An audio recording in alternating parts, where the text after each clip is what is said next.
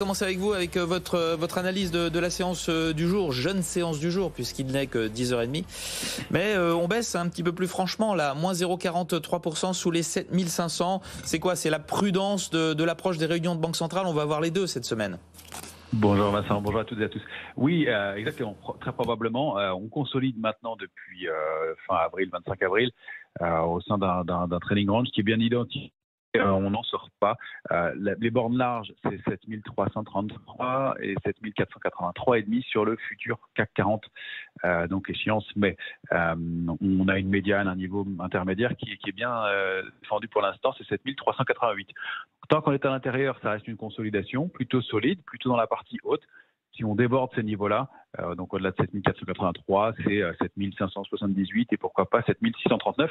7333, c'est notre niveau de retracement idéal et l'alerte de court terme. Le risque sous ce niveau-là, c'est d'accélérer entre 7150, 160 et 7223.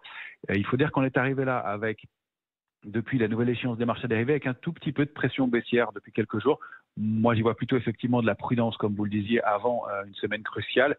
Il y a effectivement les deux réunions des banques centrales, la Fed mercredi, la BCE jeudi, avec aussi des résultats importants tout au long de la semaine. Il y a quand même près de 7-8 valeurs du CAC 40 qui vont encore publier cette semaine. On attendra aussi les résultats d'Apple jeudi soir.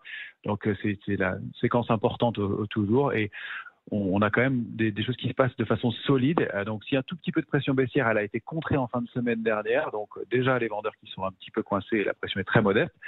Et puis, on peut le signaler aussi, toujours beaucoup de couverture dans les portefeuilles. Ça a été remonté alors qu'on avait monté sur les indices. Le niveau de couverture a suivi. Donc, les opérateurs sont prudents, toujours.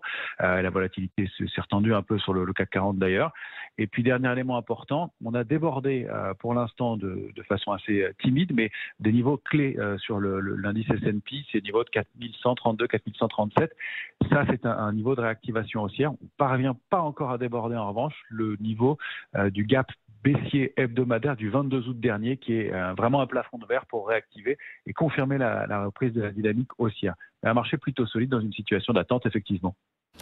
Jean-Louis Cossac, merci beaucoup Romain Daubry chez Bourse Direct. Jean-Louis Cossac, marché solide et de l'hésitation dans